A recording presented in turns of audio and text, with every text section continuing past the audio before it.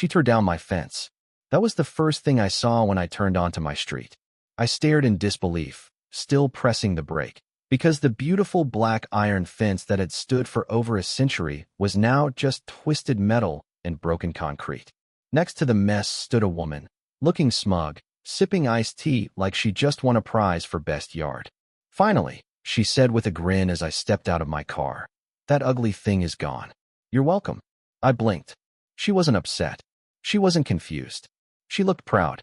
Karen, self-proclaimed ruler of our HOA, had gone rogue while I was gone for the weekend. What she didn't realize, and what was about to come down on her like a freight train, was that she hadn't just wrecked a fence. She had destroyed a registered piece of American history. And that, well, that was a federal offense. 3 days earlier, things were quiet, peaceful, minus the usual HOA newsletter telling us which shade of beige we were allowed to paint our mailboxes.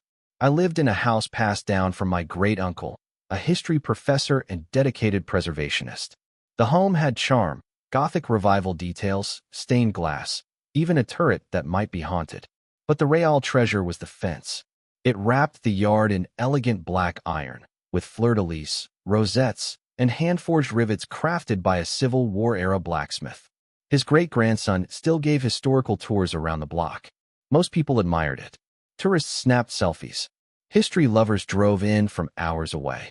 It was even listed in the local historical society's brochure. But not Karen. No, she despised that fence. From day one, she treated it like an act of rebellion. She claimed it broke the HOA's visual harmony clause, something she made up herself to bully neighbors into living inside her bland suburban fantasy. She hated anything different. She hated originality. And more than anything, she hated being ignored. I'd ignored her. Not rudely, just didn't engage. She once dropped off a list of acceptable fence colors. All beige, of course. I said thanks, closed the door, and never mentioned it again. That was my first mistake.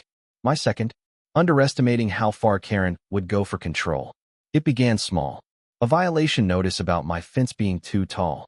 I responded with a scanned copy of the National Historic Registry certificate. Silence. Then came the fines, $50 per day for noncompliance. My lawyer laughed. "They can't enforce that," he said. "Your house existed long before the HOA." He told me not to worry. But Karen didn't back off. Things escalated. Weekly anonymous complaints. My bushes were too colorful.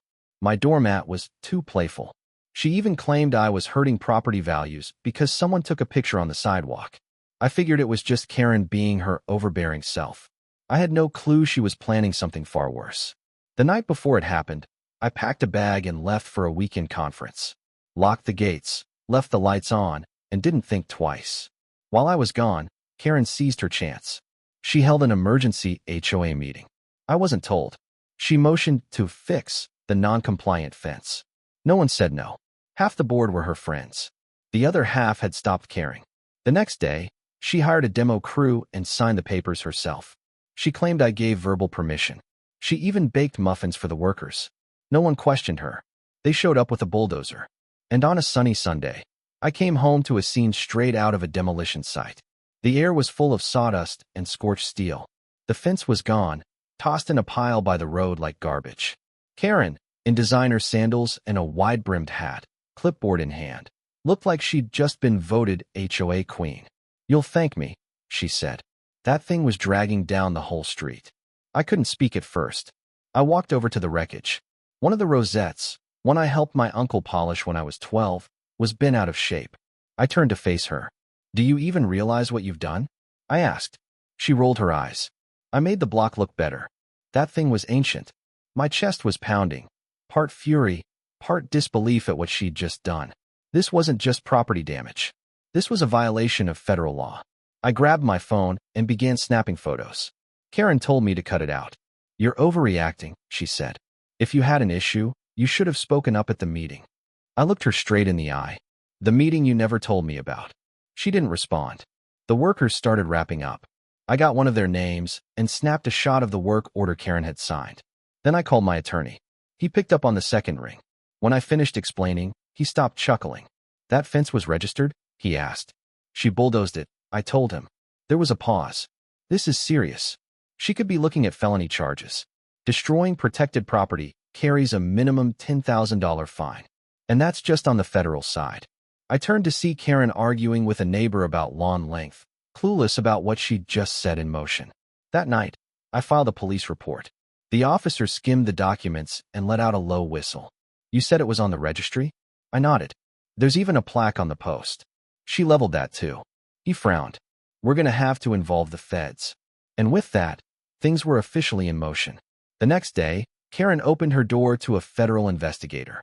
And for once, she was speechless. That fence wasn't just old metal. It was a piece of heritage, a survivor of decades, storms, even wars, until Karen decided it didn't fit her aesthetic. But what she didn't get was that some things aren't just neighborhood fixtures, they're legacy. And legacy doesn't go down easy. Karen wasn't the type to retreat. Even after law enforcement got involved, after the investigator asked for HOA records, after the crew realized they'd messed up, she still paraded around like queen of the block, clipboard in hand, like nothing happened. What she failed to see was that the minor bump she caused was about to become a landslide. And I wasn't just the quiet guy with an old house anymore. I was now her biggest headache, the one who knew exactly where to hit and planned to. The week after the fence came down, it turned into a full-blown Cold War. Karen cranked up the control. I got 3 more citations. One said my holiday lights were unapproved. Another claimed my mailbox didn't meet visual guidelines, though it hadn't changed in 50 years. The third fined me $200 for inviting loiterers, referring to tourists snapping pics of the wreckage. I started to think she wasn't just petty. She wanted to push me into a mistake. I stayed calm, kept every letter, and forwarded everything to my lawyer. His file was growing thicker by the day. Meanwhile, I started collecting neighbor statements. Apparently, I wasn't her only target. Mr. Delaney down the street got fined for his tomato plants. Mrs. Schmidt had her gnome confiscated. Unapproved decor, Karen said. And Maria? A mom fined because her kid doodled with chalk on the sidewalk. Karen had taken a picture and filed a complaint. That wasn't enforcement. It was bullying. The more I listened, the clearer it became. Karen's grip on the HOA wasn't just annoying. It was a pattern of abuse. But wrecking my fence had stirred something. For once, people started pushing back. I began finding anonymous letters in my mailbox, stories of scare tactics, threats, repainting orders, citations. Karen had ruled by fear. But this time, she messed up big enough to break the silence. I didn't just want payback. I wanted her out. But to go public, I needed proof. Bulletproof proof. The historical paperwork helped, but I wanted more. So I went to City Hall. I pulled everything. My house records, HOA bylaws, zoning maps. And there it was. A detail that changed everything. My home and 5 others were built before the HOA even existed. Which meant legally, those homes, mine included, weren't subject to HOA structure rules. That fence wasn't just legal. It was protected. Armed with that, my lawyer sent Karen an official cease and desist. Her reply? Yet another violation notice, this time accusing me of using legal language as a weapon to disturb neighborhood peace. That one made me crack up. I was starting to believe Karen lived in some alternate universe where her rules overruled federal regulations. I also began to realize she didn't grasp the gravity of her actions. Most folks would be freaking out after getting a visit from federal agents. Not Karen. She just planted more tulips and threw a tea party for the HOA. It was during that tea gathering that things shifted. A neighbor I trusted, let's call him Jake, managed to snag an invite. He later told me it felt less like a friendly get-together and more like a strategic war meeting. Karen, flushed and angry, raved about entitled residents with outdated homes ruining her dream. She even suggested making a special historical clause to bypass current law. That clause didn't exist, of course, but legal reality never seemed to matter to Karen. That evening, a new notice was pinned to the neighborhood board, calling for a special HOA vote. The subject? Neighborhood beautification and standardization, which, in Karen speak, meant more rules, tighter grip, and probably a sneaky way to retroactively justify tearing down my fence. She was rewriting history, masking it in red tape, and trying to turn her mistakes into progress.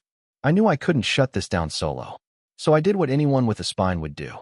I turned the block into a campaign zone. I printed out flyers listing every power trip Karen had gone on, from the garden gnome purge to the sidewalk chalk drama. I paired photos of my wrecked fence with official historic registry papers.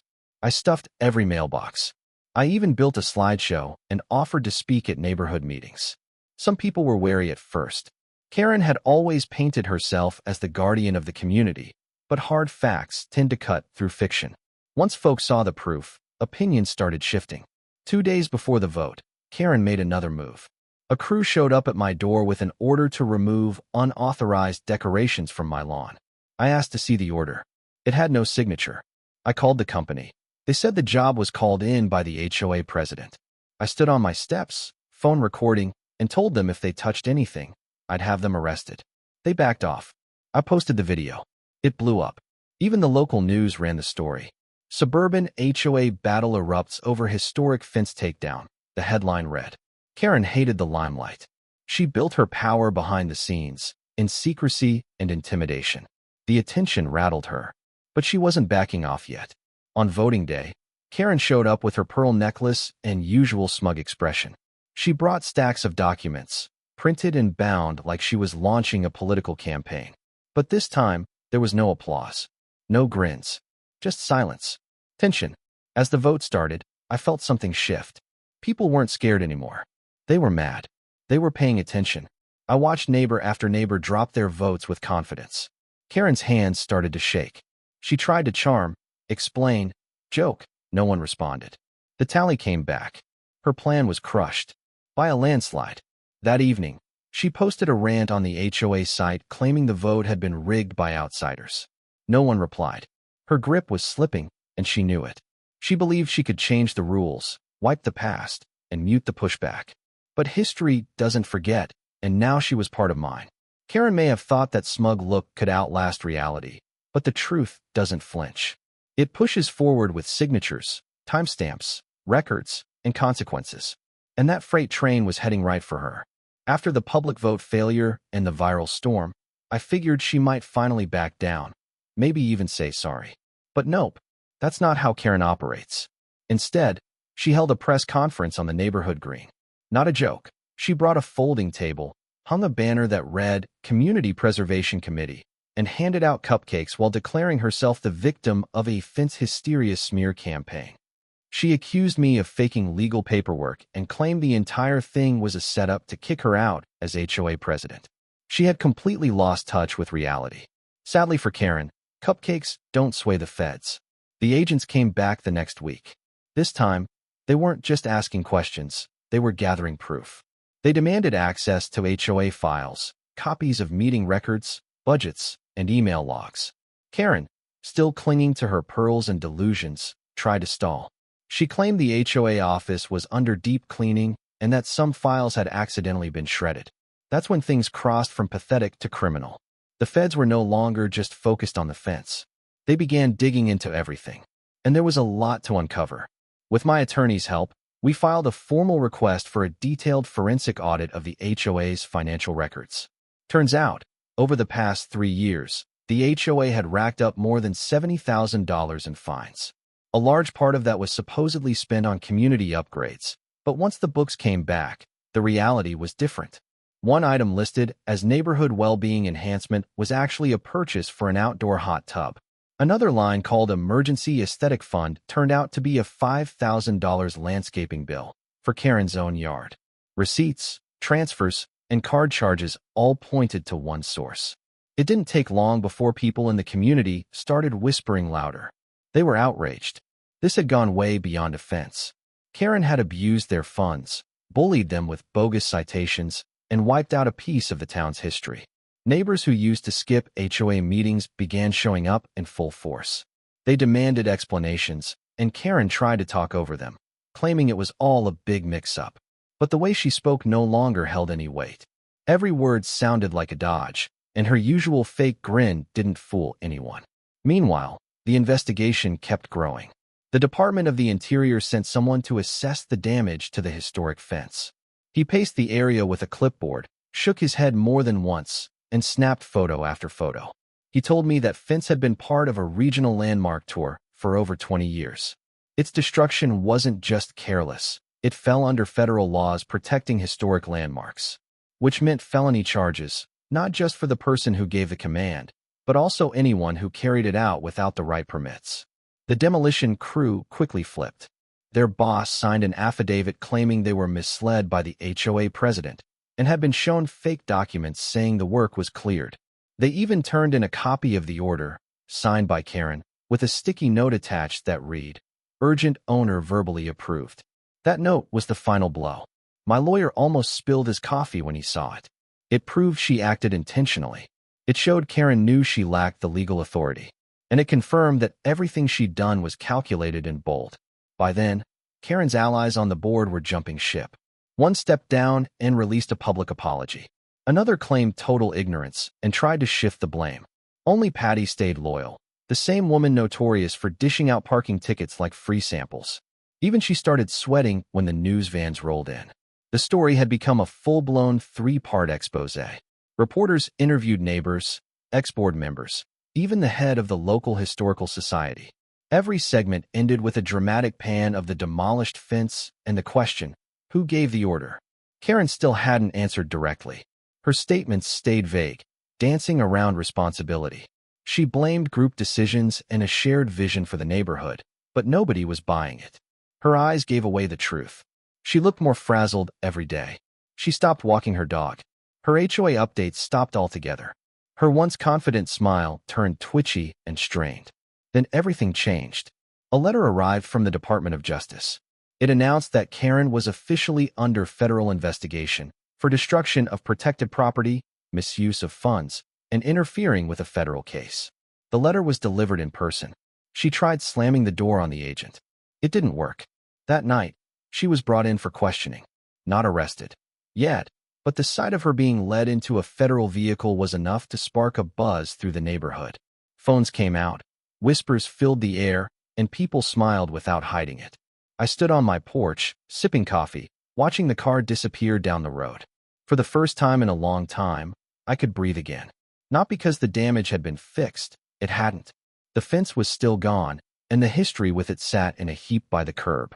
But because finally, someone like Karen wasn't skating free. The days that followed felt surreal.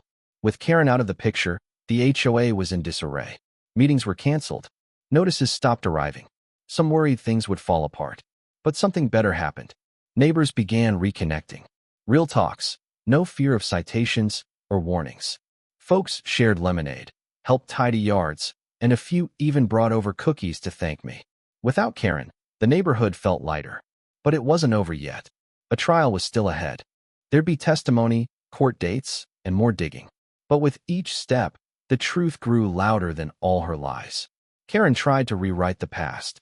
She used made-up rules to silence anyone who stood in her way. Now those same rules were crumbling under her feet. She didn't just lose her grip on the HOA. She lost control of the story she was spinning. And once the truth took root, not even Karen could bury it. Karen being gone felt like finally breathing after holding it in for years. The neighborhood, once under constant watch and threat of HOA warnings, started to come alive. Lawns grew a bit wilder, mailboxes turned more colorful, and kids took back the sidewalks with chalk, drawing dinosaurs and suns without fear of getting written up. Neighbors who barely made eye contact were now swapping stories, lending tools, even sharing plant cuttings. Karen had ruled through fear, but once she was out, folks realized they didn't need a ruler, they needed a reboot. With the HOA falling apart, residents called an urgent town hall to talk about what came next. It was packed. Chairs were gone in minutes. People lined the walls, all asking the same thing. Who's going to clean up Karen's mess? They weren't looking for another boss. They wanted honesty, responsibility, balance. And somehow, in all that chatter, my name kept popping up. I'd never aimed to lead anything beyond my own lawn. But after surviving a showdown with Karen, I'd apparently earned some street cred. They voted right then and there. I didn't have time to write anything. They handed me a clipboard and said, "Congrats, you're HOA president." I couldn't tell if I should laugh or panic. Part of me wanted to walk away, but the part still mad about my destroyed fence said this was the chance to make sure no one like Karen ever held that power again. I took the job and made a promise, not just to the neighborhood, but to myself. We were going to fix what Karen tried to tear down, together. Step 1, transparency. We put every HOA record online. Every cent, every vote, every meeting plan, it was all out there. We added a suggestion box that actually meant something. Each note got read at meetings, even the ones scribbled in crayon. And the response was real. People showed up. They didn't just complain, they pitched ideas. One neighbor suggested a shared tool library so folks didn't have to buy everything. Someone else offered to run weekend workshops for home maintenance. The whole street went from fear-driven to full-on community, and the change was almost overnight. But one thing they all agreed on, we needed to fix the fence. Not for revenge, for justice. People wanted to make it right. So we got started. I contacted the Historical Society and landed a grant for restoration. Neighbors pitched in, clearing debris, prepping the ground. A local blacksmith heard the story and offered to help rebuild it, staying true to the original look. Piece by piece, it came together, like the block itself, hurt but healing. A few weeks later, we held a small ceremony. The new fence stood tall, proud, and even better than before. A spotlight was added so it could shine at night, along with a plaque that told the full story, from its creation to its destruction, and how everyone came together to rebuild. The crowd clapped. A few folks got emotional. I said a few words, nothing fancy, just thanks for standing up when it counted. Someone yelled we should call it the Karen-proof fence, and everyone cracked up. Karen, of course, didn't show. She'd mostly gone into hiding as legal trouble piled up. Her court case was still pending, but she'd already lost in the eyes of the neighborhood. Her perfect lawn had turned messy. Her once impressive house looked forgotten. A crooked for sale sign sat out front for weeks. People said she'd walk in circles inside, peeking out from behind curtains. She wasn't feared anymore. She was pitted. And if that's not poetic, I don't know what is. But she wasn't totally gone. A few weeks after the fence event, I found a typed letter in my mailbox. No name, no return address. It was a long rant about the new community garden ruining home values, packed with passive-aggressive jabs and veiled threats. I knew the tone right away. Karen was back, lurking in the background. I laughed and tossed it in a folder labeled nonsense. But I still took it seriously. Because folks like Karen don't disappear, they adapt. And I wasn't letting her crawl back in. We added a new rule to the HOA. Limit president powers, require group votes, and cap leadership at 2 terms. It wasn't just to block Karen. It was to block tyranny, for good. And just like that, the system she once ruled became the shield that kept her out. With the HOA back on track and neighbors finally enjoying themselves, we started finding joy in the small stuff. A neighbor organized the first block party in ages. Someone brought a karaoke setup. Kids decorated their bikes and rode in a cheerful parade down the street. We even had a bounce house, and not a single person got fined for it. At one point, someone revealed a cake shaped like the iconic fence, complete with fondant flowers and tiny chocolate rivets. It was absurd and absolutely perfect. That evening, sitting on my porch, watching families laugh and kids chase fireflies, I felt something I hadn't in a long time. Peace. Not the quiet kind that comes from solitude, but the peace that comes from feeling like you belong. From realizing the folks living nearby aren't just neighbors, they're on your side. And even when everything seems broken, it can be rebuilt stronger. The fight with Karen started with a fence, but uncovered something more. It wasn't about steel or property boundaries. It was about power. What happens when people have too much of it? About bravery. How hard it is to speak up when you feel alone. And about resilience. That stubborn, quiet force that says no matter how bad things get, they can always be fixed. Karen tried to erase our history, but what she did instead was wake us up. And no clipboard, rulebook, or power trip could ever undo that. Just when things finally settled and the neighborhood began to enjoy its new calm, the kind that only shows up after chaos has been exposed and dealt with, Karen pulled a move no one expected. She came back, not in person, not with loud drama or surprise visits, but through quiet, sneaky little acts reminding us she wasn't done yet. It started with my mailbox.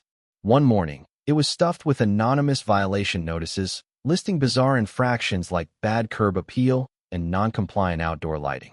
They weren't official, no HOA logo, no signature, no date. But they were printed on the same paper the old ones used. Same font, same snarky tone. It felt like ghost mail from a dethroned dictator refusing to disappear. At first, I laughed and shoved them in a drawer, probably just a desperate grab for attention. But soon, other neighbors got them too. Rachel down the block got one for having too many wind chimes. Mr. Delaney was cited for crooked patio furniture. No one had brought back those old rules. No board member sent those notices. Karen was behind it all, quietly trying to stir confusion and fear like she used to, hoping folks would fall in line again. But we'd changed. We were wiser now, sharper. Instead of just laughing it off, we took action. One neighbor installed a camera near the bulletin board. Another added a motion sensor to his porch. A few nights later, it paid off. A grainy clip showed someone in a long coat and oversized sunglasses sneaking around at midnight, stuffing mailboxes. It wasn't even subtle. The video got posted to the community forum with the title, Karen's Comeback Tour. It spread like wildfire, and so did what was left of her credibility. But Karen wasn't done. When the mailbox stunt flopped, she went even further. She filed a lawsuit against me, accusing me of emotional distress, defamation, and orchestrating a neighborhood plot to ruin her life. Her lawyer was some C-list guy who looked like he moonlighted in cheesy infomercials. The lawsuit was a joke, full of spelling mistakes and weak accusations, but it still dragged me to court. I wasn't angry. I was stunned. After everything, fines, fences, federal probes, she still thought she could be the victim. In court, Karen showed up in a beige suit, wearing a frozen smile. She tried to seem composed, but the twitch in her left eye told the truth. Her lawyer fumbled through his opening lines, claiming I launched psychological warfare and that Karen now lived in fear, unable to garden or enjoy her HOA role. The judge listened quietly, then turned to my lawyer, who slid a thick binder onto the table. He called it Exhibit A, the Karen files. Inside were screenshots of fake notices, sworn neighbor statements, financial records showing misuse of HOA funds, pictures of the wrecked fence, and the big one, video proof of Karen skulking through the neighborhood like a wannabe spy. The judge flipped page by page, slowly. Then he looked up, and his face said everything. He didn't need to hear more. The case was thrown out immediately, and Karen got fined for wasting the court's time. As she stormed out, heels clicking louder than her voice, no one followed. No one offered comfort. The woman who once ruled the neighborhood with threats and smugness now walked out alone. Back home, her house hit the market again. This time, someone stuck a note on the for sale sign that said, "Comes with a popcorn-worthy backstory." It stayed there for a week before the rain washed it away. People started walking by her street again. Kids were back to playing near her yard. The quiet surrounding her place wasn't fear anymore. It was freedom. To mark the final chapter of the Karen saga, the neighborhood threw a real block party. This one outdid the last by far. Bounce houses, food trucks, games for the kids, and a huge banner that read "Welcome back, Sanity." At some point, someone rolled out a cake modeled after the old iron fence, rust detail, and sugar flowers included. They asked me to say a few words, just something short to mark the moment. I stepped up to the little stage and looked at the crowd, the same people who'd once been silent strangers under the rule of a clipboard-waving tyrant. I laid it out honestly. That fence had never just been a fence. It was a part of history. When Karen took it down, she wasn't just removing metal. She was trying to wipe out identity, memory, and voice. But her mistake was thinking that a bulldozer could crush something bigger. What she actually did was wake up an entire block by trying to shut down one home. The crowd went wild. Some folks clapped like they'd been waiting years for it. Then the DJ dropped a playlist full of songs everyone could enjoy, none of them HOA approved. The most surreal moment came a few weeks later when I saw a tour group stop by the new fence. They stood in silence while the guide shared its backstory, how it had lasted over 100 years, was torn down by a power-hungry HOA president, and then put back up by the same community she tried to dominate. The guide pointed to a plaque Witt had placed under the gate. It said, "This fence stood against time and against tyranny, rebuilt not by one, but by many. May it remind us that power lies with those who stand, not those who stand over." I stayed at the edge of the group, listening to them snap pics and whisper about how crazy it all was. One woman asked, "Did someone really get arrested over this?" The guide smirked. "Not arrested, not yet. But the story didn't end there. It never really does." Karen's legacy turned into a warning, proof of what happens when no one keeps power in check. But our story? It became something else. One of grit, unity, and yeah, some well-deserved payback. We weren't just neighbors anymore. We were something stronger, connected not by regulations, but by what we'd lived through. And each time someone new passed by that gate, The fence told a story no bulldozer could ever erase.